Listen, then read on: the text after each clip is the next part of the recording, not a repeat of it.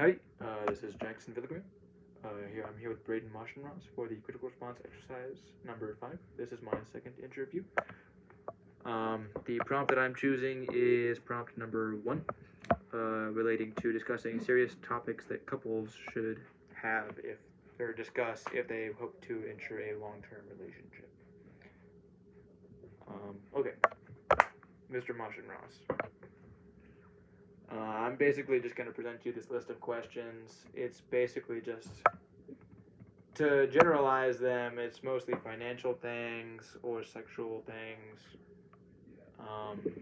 Even concerning things like prenuptials, I would like a specific answer for that one. And it's basically just, would you feel comfortable with discussing these with a partner?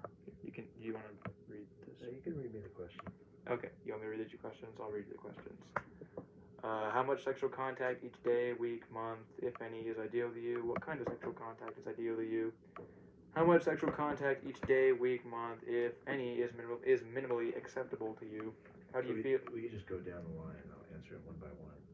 You want to do that? Yeah, we can do that. Oh, we can do that. Although I do really need to stress, you don't just say yes or no. It's kind of why. Okay. How much sexual contact each day, /week, /month, if any, is ideal to you? Also, what kind of sexual contact? And these aren't even. The real question isn't what is the answer to the question. The real question is, would you feel comfortable discussing that with a partner? Yeah. Depends on how long the relationship has gone. It's just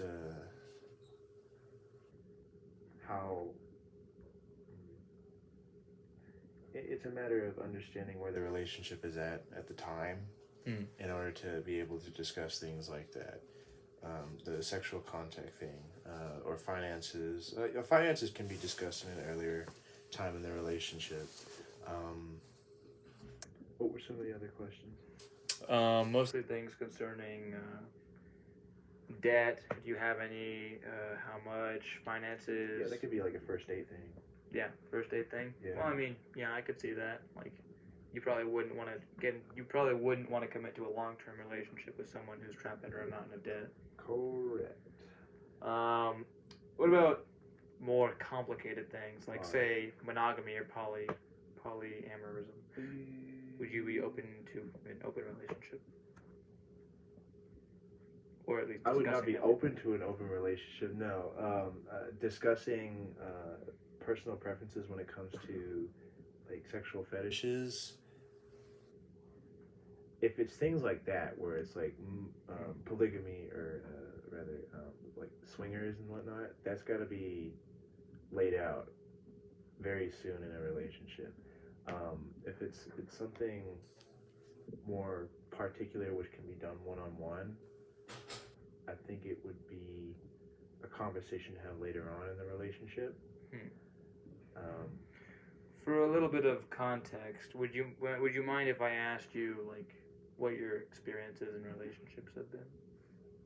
Sorry, that's a hard question. You can choose not to answer if you don't want to. I've looked at relationships from the outside in. I haven't had any personal experience when it comes to having these types of conversations with people. Although I am very good at talking with people and understanding their relationships. Yeah, that makes sense. Yeah, an outsider's perspective is always valuable. Oh, you can scoff. It's true. Do you want to continue down the line of the list? Oh, here's a good one. When would you discuss a prenuptial? You know what that is, right? Yes.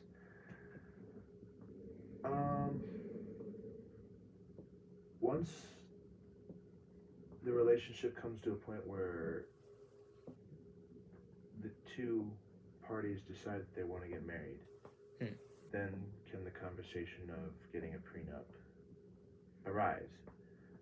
It's also a matter of evaluating personal assets and understanding that if the relationship doesn't work out, which hopefully it does, there's the backup plan. Yeah. And you make it sound like a purely practical thing as opposed to... Oh, sure thing. Like when a lot of people get into relationships and they get to the matter of prenuptials, they get all emotionally, people people have problems with it. Like they don't like considering that they might break up in the future. Yeah. And that's typically what the argument against it is it's a question of faith in the relationship if you were to bring up the argument of a prenup. Although you could also argue that if it's a question of faith, then, well, if you have faith, then you should get a prenuptial.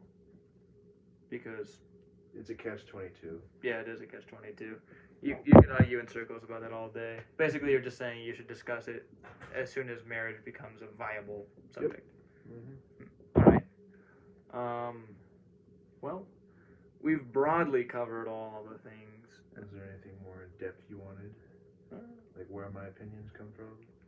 That's a good question. I mean, positionality is always incredibly important. You already gave a little bit, but I'm always willing to hear more. I grew up with a conservative background, and so I hold conservative ideas for most things when it comes to, especially questions on sexual topics.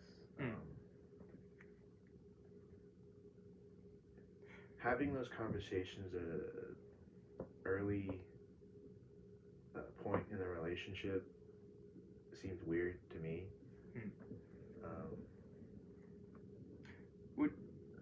Would you mind if I asked what level of sexual education you had? And what do you mean? Not really what level. How in depth was it? Just like a school thing, or did your parents have talked with you, or like the talk? My mother's a nurse. She taught me just about everything when it comes to like sexual reproduction and whatnot. And then personally, I've done research into like the whole pleasure aspect of it, which I don't necessarily entirely understand. Yeah. Though the reason why I do it is to educate myself on all facets in order to understand completely. Well, that's good. Why party A, B, or C chooses what they decide to do. Well, it sounds like you try to maintain a very informed position. That's very good. Yeah, I try to be well-rounded. All right. Well, 7.5 minutes. That's pretty long. Okay. I'm going to go ahead and end the interview. Thank you very much for your time. This is Jackson Villagrand with Brayden Marshall Ross for Critical Response Exercise number 5. Thank you, and have a good day.